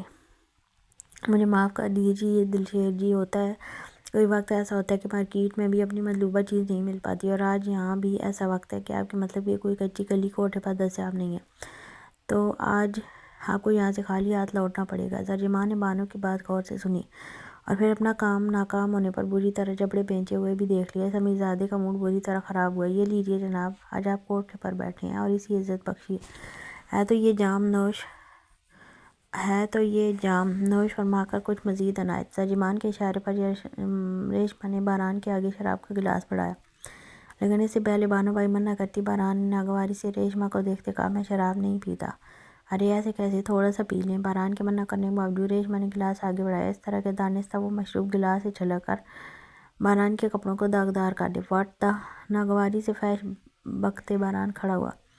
آئی ایم سو سوری دل شیر جی، کیا ریشما تم بھی؟ کہا نا نہیں پیتے تو کیوں زبردستی کر رہی ہو؟ دیکھو کپڑے گندے کر دیے، کتنی اسمیل بھی آ رہی ہے۔ ترجمان نے درمیان میں مداخلت کرتے ریشما کو غصے سے کہا اور بہرام کی طرف متوجہ ہوئی جو ریشما کو غصے سے دیکھ رہا تھا، اب میرے ساتھ چلیے، میں واش کر دیتی ہوں۔ ترجمان نے مسئلے سے کہا تو بہرام غصے سے ریشما کو دیکھتے اور ترجمان کی بات کو مانتا ترجمان کے پیچھے چلنے لگا۔ بانو بھائی کچھ ٹھٹکی تھی، کیونکہ ترجمان کا رخ اس جانب تھا جہاں کوٹھے میں آنے والے کسی مرد کو لے جانے کی اجازت نہیں تھی۔ اس طرف ایک کچن تھا اور ایک چھوٹی سی بیٹھک اور ایک ڈبے نما رنگین کمرہ جس میں ایک معصوم چھوٹی سی جان کو رکھا تھا، لیکن اس سے پہلے بانو ترجمان کو وہاں جانے سے روکتی۔ دوسرے کمرے کی لڑکیوں سے ایک زوردار چیخ سنائی دی اور بانو اس جانب متوجہ ہوگی۔ واش روم کہاں ہے؟ ترجمان کو کچن میں لاتے دیکھ بہرام نے غصے سے پوچھا۔ یہ کوٹھا ہے بہرام سیٹھ، یہاں کے واش روم آپ کے گھر کے واش روم کی طرح لیوش نہیں ہوتے، یہاں ہر دن میں 1000 قسم کے مرد آتے ہیں۔ ترجمان نے گویا مذاق اڑایا، پر وہ ترجمان کی سنی کا رہا تھا۔ ناگواری سے ماتھے پر بلوں کا جال ڈال کر کولر سے پانی کا گلاس بھرتے وہ اپنے کپڑوں پر ڈالتے ملنے لگا تھا۔ بہرام کو مصروف دیکھ ترجمان کچن سے باہر نکلی اور تیزی سے انارہ کمرے کے باہر رکتے دستک دی۔ انارہ جلدی دروازہ کھولو، ضروری کام ہے۔ ترجمان نے کہا ہی تھا کہ وہ شاید اندر بیٹھی کوفہ سے پریشان اسی کی منتظر فوراً دروازہ کھولا۔ ریشم سے بال کندھے پر بکھرے تھے، گالوں کی گلابی پن گلابی رنگ کے کپڑے پہننے پر مزید گلابی معلوم ہو رہے تھے۔ اس پر تضاد اس کے تلوار سے دل چیر دینے والی آنکھیں اور ان کی گہرائی۔ ترجمان کا دل ایک مرتبہ خود مبہوت سا ہوا تھا۔ سامنے کھڑی لڑکی سادگی میں حسن کی مورت تھی۔ کبھی کبھی یوں لگتا کہ اس کے بے ساختہ حسن پر نظر ٹھہر سی جاتی۔ وہ ایک نازک مومی مجسمہ تھی جو کسی کی بھی دسترس سے بہت دور تھی۔ زرجمان تم کہاں تھی؟ میں تمہیں اتنا یاد کر رہی تھی، مجھے اس کمرے میں وحشت ہو رہی ہے۔ انارہ کا کہنا تھا کہ زرجمان ہوش کی دنیا میں لوٹی اور اس کے منہ نے چہرے سے نظریں چرائیں۔ مجھے خیال تھا تم اکیلی ہو، اس لیے سب چھوڑ کر تمہارے پاس آئی ہوں۔ بہت زیادہ تھک گئی ہوں، صرف ایک شرط پر یہاں بیٹھی ہوں۔ تم ایک کام کرو، کچن میں جاؤ اور چائے بنا کر لے آؤ، پھر مل کر بہت ساری باتیں کریں گے۔ زرجمان کی بات سنتے انارہ کے چہرے کا رنگ بدلنے لگا۔ کیا ہوا؟ زرجمان کے پوچھنے پر انارہ جز بز کا شکار ہوئی۔ زرجمان اس کا ڈر سمجھ گئی تھی، رات ہو رہی تھی، کوئی بھی مرد یہاں آ سکتا تھا۔ پر انارہ کچھ نہ بولی۔ اسے اطمینان تھا کہ زرجمان یہاں کھڑی رہے گی، لیکن ایک پل کو دل میں آیا وہ زرجمان کا دیکھ خود بنا لو، پر پھر اس کا میک اپ اور تیار وجود دیکھ لب بھینچ گیا۔ اچھا تم یہیں کھڑی رہو، میں ابھی بنا کر لا رہی ہوں، تم بس کہیں جانا نہیں۔ انارہ کے کہنے پر زرجمان مسکرائی۔ میں یہیں ہوں انارہ، ڈونٹ وری، بس تم جلدی سے جاؤ۔ کہتے ساتھ زرجمان کمرے سے کرسی لاتی دروازے پر رکھ کر وہیں بیٹھ گئی۔ وہ بس چاہ رہی تھی انارہ جلدی سے کچن میں چل جائے، اس سے پہلے بہرحال دلشیر وہاں سے چلا جائے۔ ٹھیک ہے، لاچارگی سے کہتے ساتھ انارہ کمرے سے باہر چلی گئی۔ زرجمان دل میں خود کو مبارکباد دینے لگی، ایک کمینگی بھری استہزائیہ مسکراہٹ لبوں پر تھی۔ بکرے کی ماں کب تک خیر منائے گی انارہ؟ میں مانتی ہوں انارہ تم بہت خوبصورت ہو اور اس سے کہیں زیادہ تمہارا نصیب خوبصورت ہے کہ تم بچ جاتی ہو، پر میرا نام زرجمان ہے، ایک سفاک بیس آدمی کے ایسے سفاک شکنجے میں پھنساؤں گی کہ نہ تم جی سکو گی اور نہ مر سکو گی، تم میرے پنجے سے نہیں بچ سکتی۔ اب نفرت سے سوچتی وہ یقین کر چکی تھی کہ اب تک باران انارہ کو دیکھ چکا ہوگا، اور جب اس کے دل میں انارہ کی حسرت جاگی تو جس قدر وہ ضدی تھا بانو بھائی اس سے نہیں جیت پاتی، اور پھر انارہ وہ مقام نہیں پاتی جو اس کو صرف 6 ماہ بعد ملنے والا تھا، جس مقام کی زرجمان بچپن سے حسرت کرتی آئی تھی، وہ کسی صورت نہیں چھوڑ سکتی تھی، اور اس مقام کی واحد امیدوار صرف انارہ تھی۔ اسے رستے سے ہٹانے کے لیے ضروری تھا کہ وہ جلدی کسی کے منظور نظر بنتی۔ ان سب باتوں سے انجان انارہ کے وہم و گمان میں بھی نہیں تھا کہ جس کو اپنا سب سے بڑا خیر خواہ اور مخلص سمجھ رہی ہے، در حقیقت وہی درندہ ہے جو اپنے شکار کو خوب کھلاتا ہے تاکہ اس کا فائدہ اٹھائے۔ زرجمان اپنی سوچوں میں گم تھی جب اچانک اندھیرا چھا گیا۔ زرجمان ایک دم اچھل پڑی۔ سامنے کے کوٹھوں کی لائٹ جل رہی تھی، ان تک آ رہی تھی، پر ان کا کوٹھا اندھیرے میں تھا جن سے روشنی پھوٹتی ڈوبا ہوا تھا۔ کس بے غیرت کی حرکت ہے یہ؟ تیش و اختیال سے بل کھاتے وہ فوراً دیوار کو چھوتی باہر کی جانب بھاگی۔ بنا بنایا پلان بگڑنے کا خدشہ تھا، جس کی وجہ سے یہ ہوا تھا، اسے دل میں لاکھ کوسنے دیتی وہ باہر گئی۔ انارہ اچانک کچن میں داخل ہوئی تھی، مگر اپنے سامنے ایک لمبے چوڑے شخص کو دیکھ اوپر کی سانسیں اوپر اور نیچے کی نیچے رہ گئی تھی۔ وہ مضبوط کندھوں والا شخص اس کی جانب پشت کیے کھڑا تھا، اور انارہ کا وجود پتھر ہو گیا۔ اچانک اس کے قدم من بھر کے ہونے لگے، خوف سے یوں لگا جیسے وہ پلٹ بھی نہ پائے گی، اور اگر وہ زرجمان کو پکارتی تو اس مرد کو اس کی موجودگی کا احساس ہو جاتا، جو وہ ہرگز نہیں چاہتی تھی۔ اس لیے دیوار پر ہاتھ رکھتے خود کو سہارا دیا اور آہستگی سے خود کو سنبھالتے قدم پیچھے لینے لگی، کہیں وہ شخص اس سے پیچھے پلٹ کر دیکھ نہ لے۔ وہ خوف و وحشت سے خود کو زخمی ہرنی اور بہران کو شیر سمجھ رہی تھی کہ اگر اس نے انارہ کو دیکھ لیا تو وہ انارہ پر جھپٹ پڑے گا۔ بہران اپنے کپڑوں کو مسلتے کھڑا تھا جب ایک عجیب سی خوشبو اس کے نتنوں سے ٹکرائی۔ وہ بے اختیار آنکھیں موند گیا، کچھ پل گہری سانس لی۔ یہ خوشبو بہت اشنا سی تھی، بہت انوکھی، بہت عجیب، جیسے بارش کے پہلے قطروں کے بعد مٹی کی سوندھی خوشبو، جیسے گلاب کے چٹکنے کی پہلی خوشبو۔ کچھ لمحے انجانے خیال کے زیر انتظام گزرے، لیکن پھر احساس ہوا یہاں کسی کی موجودگی ہے۔ وہ یہ سوچ رہا تھا کہ اس کے پیچھے زرجمان کھڑی ہے، پر پھر گمان ہوا یہ زرجمان کا وجود نہیں ہے، نہ ہی خوشبو زرجمان کی ہے، کیونکہ یہ خوشبو بہت مدھم اور سرور والی تھی، ہوا کے ساتھ رقص کرتی ہوئی اس کے گرد گھوم رہی تھی، جیسے تازہ گلاب کی خوشبو باغ کو مہکاتی ہے۔ یہاں موجود ساری لڑکیاں تیز خوشبو لگاتی تھیں، یوں بھی تیز خوشبو مردوں کو اپنی جانب مائل کرنے کا ذریعہ تھی، پر وہ کبھی خوشبو میں رچے بسے وجود کی جانب متوجہ کسی دماغ کو بسان زدہ کرتے تیز نہیں ہوا تھا۔ وہ یہ بھینی بھینی مہکتی کس کی خوشبو تھی؟ وہ اس قدر بہک رہا تھا وہ پل میں پلٹا، لیکن اس کے پلٹتے ہی روشنی بند ہوئی تھی۔ کھڑکی کی جالی سے چھن کے آتی دھیمی سی روشنی میں اس نے گلابی آنچل کو دیکھا۔ سامنے دروازے پر ایک لڑکی کھڑی تھی جس کی اس کی جانب پشت تھی، آبشار سے لمبے بال کمر پر بکھرے ہوئے تھے، گلابی رنگ کے فراق میں، ایک ہاتھ دیوار پر ٹکائے۔ وہ لڑکی نہ جانے کون تھی، پر یہ مہک اسی کے وجود سے پھوٹ رہی تھی۔ ہے رکو! انارہ جو اندھیرے کو غنیمت جان کر جلدی قدم اٹھا رہی تھی، لیکن اپنے پیچھے ایک مضبوط بھاری رعبدار آواز سنتے خوف سے کلیجہ پھٹنے لگا تھا۔ اس وقت اس کی حالت بالکل ویسی ہی تھی جیسی شیر کے پنجرے میں کھڑے شخص کی ہوتی ہے۔ انارہ کو لگا وہ خوف کی شدت سے سانس نہیں لے پا رہی۔ سختی سے آنکھیں میچتے اس نے ایک قدم آگے بڑھایا۔ پلٹو! اب کہ بہران نے دوبارہ کہا تو انارہ سختی سے آنکھیں میچ گئی۔ یا اللہ، دوبارہ نہیں! سخت شدت دل سے دعا کی تھی، لیکن جلد ہی اسے اپنے کندھے پر مضبوط ہاتھ کا لمس محسوس ہوا۔ جیسے میں جیسے برقی روح دوڑی تھی، وہ تیزی سے وہاں سے بھاگنے لگی تھی۔ اسے بھاگتا دیکھ باران نے یکدم اسے تھامنے کے لیے اس کی کمر پر گرفت پکڑی۔ اس کھینچا تانی سے نارا کے بال اس کے چہرے پر بکھر گئے، لیکن باران دلشیر کا دل حلق میں آیا تھا۔ جب چمکتی روشنی کی ہلکی سی شعاع میں سے اسے صرف دو دھاری تلوار آنکھوں کا دیدار ہوا تھا۔ ان آنکھوں میں صرف خوف حلقورے لے رہا تھا، بنا کسی آرائش کے وہ آنکھیں مقابل کو چار نشانے چت کر سکتی تھیں، لیکن اگلے ہی لمحے باران دلشیر اپنی آنکھیں موند کر اپنا چہرہ نارا کے قریب لایا اور ایک گہری سانس بھری۔ یہ دل فریب خوشبو اسی وجود سے پھوٹ رہی تھی جو اس کی باہوں میں کانپ رہا تھا۔ باران کو یہ خوشبو اشنا لگی، یوں لگا جیسے گھٹن کے بادل چھٹ رہے ہوں، پر باران کی پکڑ نارا کی کمر پر مضبوط ہونے لگی، جب کہ غیر ارادی طور پر اس کی باہوں میں کھڑک نازک وجود کسی انجانے خوف کے تحت بری طرح لرزا تھا۔ اس پر شور شرابے کی جگہ بہت ہمت کر کے نارا نے نیچے جھکتے مقابل کی بند آنکھوں کا فائدہ اٹھایا اور باران کے مضبوط بازو پر اپنے دانت اس قدر شدت سے گاڑے کہ باران کا سارا نشہ پل میں پانی ہوا اور وہ تلملا کر جھٹکے سے پیچھے ہو گیا۔ البتہ نارا کو ایسا لگا جیسے اس نے کوئی سخت پتھر پر اپنے دانت گاڑنے کی کوشش کی ہو، پر یہ کوشش کامیاب ہوئی تھی کہ وہ باران کی باہوں کے اثار سے باہر نکل کر بھاگ گئی تھی۔ زرمش نروس تھی، ایسا نہیں تھا کہ پہلی بار کوئی لڑکا اس کی جانب مائل ہوا تھا۔ جوانی کی دہلیز پر قدم رکھنے کے بعد کئی ایک اس کے آگے ظاہر محبت کھا چکے تھے۔ وہ گلی محلے کا معاملہ تھا جب وہ چپل اٹھا کر جوابی کارروائی کرتی تھی، لیکن یہاں معاملہ دوسرا تھا۔ اب اس بڑے ہوٹل میں اس کے آگے پیچھے گھومنے والا شخص گلی محلے کا لچا لفنگا نہیں بلکہ ایک اچھے گھرانے کا لڑکا تھا، اور دوسری نروسنس کی وجہ اس کی خود کی دلی کیفیت تھی جس سے وہ کئی دن سے جھنجھلا رہی تھی۔ اسے ابرار کی موجودگی کھٹکی تھی، اب وجہ بھی سمجھ آ رہی تھی کہ شاید ابرار وہ پہلا شخص تھا جس کے لیے وہ دوسرے رخ سے سوچ رہی تھی۔ یہ کہنا بھی غلط نہیں تھا کہ اس کے دل کے دروازے پر دستک دینے والا ابرار پہلا اور واحد شخص تھا۔ ریسٹورانٹ میں چند ایک لوگ ہی تھے جو اپنے کاموں میں مصروف تھے، اس کے باوجود زرمش کو ابرار کی ٹیبل کے پاس جانا سب سے مشکل ترین کام لگ رہا تھا۔ دل خوفزدہ تھا کہیں وہ محبت کی بات نہ کر دے، اور اس سے زیادہ خوفزدہ اس بات پر تھی کہ وہ جواب میں کیا کہے گی، لیکن سامنا تو کرنا تھا۔ اسی لیے اپنی ساری سوچیں ایک طرف کرتے ایک گہرا سانس لی اور اپنے سر پر بندھے حجاب کو درست کیا اور قدم برابر ابرار کی ٹیبل کی جانب بڑھائے، وہ جو اپنی بے چینی کو ٹیبل کی سطح پر انگلیوں سے میوزک سا بجا کر کنٹرول کر رہا تھا اور زرمش کے انتظار میں کچھ پریشان معلوم ہو رہا تھا۔ زرمش کو دیکھ چہرے پر ایسی چمک پیدا ہوئی جیسے بہت بڑی خوشی حاصل ہو گئی۔ وہ زرمش کے احترام میں فوراً کھڑا ہوا اور کرسی کھینچ کر اسے بیٹھنے کا اشارہ دیا تو زرمش پتھر بنی کھڑی رہ گئی۔ اتنا ادب، اتنا مان، اتنی عزت بھلا کسی نے کب دی تھی؟ دل میں فوراً ایک سوال پیدا ہوا تھا، کیا وہ معمولی سی لڑکی بھی کوئی ایسی عزت کر سکتا ہے؟ ابرار کی محبت جو اس کے دل کے دروازے پر دستک دے رہی تھی، اس نے ابرار کی پہلی حرکت پر ہی ابرار کی محبت اس کے دل میں قدم رکھنے لگی تھی۔ خود بخود ہونٹوں پر مسکراہٹ پھیلی تھی۔ وہ نزاکت سے بیٹھ گئی اور نظر اٹھا کر ابرار کو دیکھا جو اسی کے سامنے بیٹھ رہا تھا۔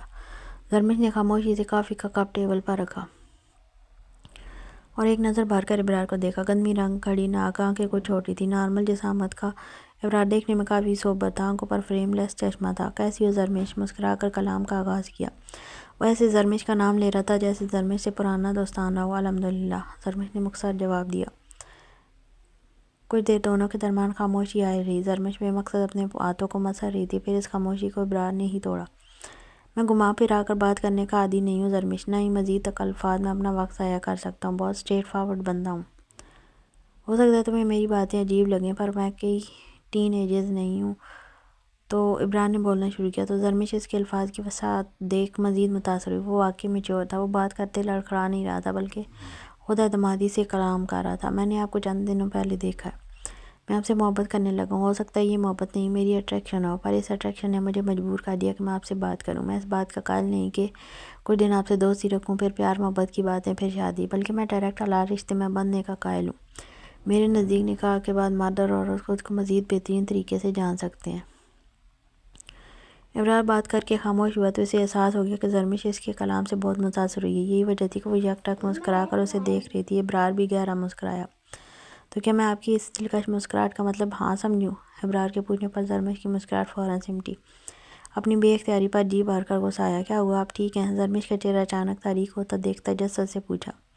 جی میں ٹھیک ہوں، لیکن جتنی فصیح طریقے سے ابرار نے بات کی تھی اتنی ہی لڑکھڑاہٹ زرمش کی بات میں تھی۔ لیکن کیا؟ ابرار نے بغور اس کے چہرے کے اتار چڑھاؤ دیکھتے پوچھا۔ ابرار، آپ نے کہا آپ بہت اسٹریٹ فارورڈ ہیں، تو مجھ پر لازم ہے میں بھی آپ سے اسٹریٹ فارورڈ بات کروں۔ مجھے بہت خوشی ہے کہ آپ نے مجھے غلط کردار کی لڑکی سمجھ کر مجھے گرل فرینڈ بننے کا نہیں کہا بلکہ نکاح کی بات کی، لیکن اس کے باوجود میں آپ سے شادی نہیں کر سکتی۔ میری طرف سے معذرت چاہنے کے باوجود ابرار کو ہاں نہیں کر سکی۔ جانتی تھی ابرار اس کی حقیقت جاننے کے بعد نکاح کی پیشکش تو کبھی نہیں کرے گا، اپنی فیملی بیک گراؤنڈ کی وجہ سے انکار کر رہی ہیں۔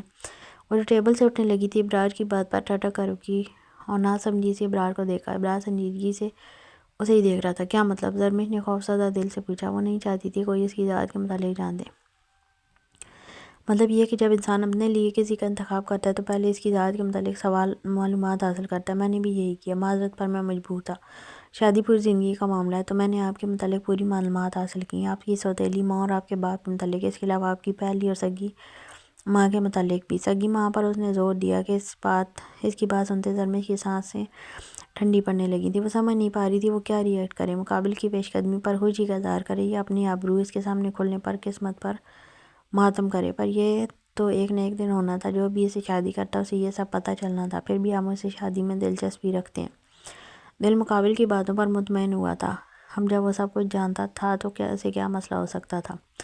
بالکل دلچسپی نہیں، بلکہ دل و جان سے یہ چاہت رکھتا ہوں کہ آپ میرے پروپوزل کو ایکسیپٹ کریں۔ میرے لیے ایسی لڑکی سے شادی کرنا خوش قسمتی کی بات ہوگی، جس نے زندگی کے اتنے اتار چڑھاؤ میں بھی اپنے کردار کی حفاظت کی۔ یقیناً ایسی عورت میرے بچوں کو بھی اچھی پرورش کرے گی۔ ابرار کا کہنا تھا کہ زرمش کی آنکھوں میں آنسو اترنے لگے۔ بھلا کب کسی نے اتنی عزت دی تھی؟ وہ سامنے بیٹھا شخص اس کی حقیقت جاننے کے باوجود اسے کتنی عزت سے نواز رہا تھا۔ مجھے کچھ وقت چاہیے۔ وہ راضی تھی، دل و جان سے راضی تھی اس رشتے کے لیے۔ وہ لڑکا بالکل ویسا تھا جیسے اس نے تمنا کی تھی، پڑھا لکھا، اچھا بیک گراؤنڈ سے، اور اس کی حقیقت جاننے کے باوجود اسے عزت سے قبول کرنے والا۔ جی بالکل، آپ وقت لیں، پر اتنا مت لیجیے گا کہ میرے گھر والے کہیں اور رشتہ کر دیں۔ ویسے بھی عمر شادی سے بڑھ چکی ہے، باقی آپ کو میرے متعلق جو بھی معلومات نکلوا سکتی ہیں نکلوا لیں، مجھے برا نہیں لگے گا۔ شوخ لہجے میں کہا کہ زرمش مسکرا دی۔ نہیں، مجھے معلومات نکلوانے کی ضرورت نہیں، بہت چھوٹی عمر سے میں نے زمانے کے اتار چڑھاؤ دیکھے ہیں، بہت سے روپ دیکھے ہیں، اب اتنا تجربہ ہو گیا کہ بندے کو اس کی بات چیت سے پہچان لوں۔ میں بس اپنے گھر والوں سے بات کرنا چاہتی ہوں، پھر آپ کو جواب دوں گی۔ بات کیا کرنی تھی؟ اسے تو موقع مل گیا تھا شبانہ کے جنگل سے نکل کر ایک محفوظ پناہ گاہ میں جانے کا۔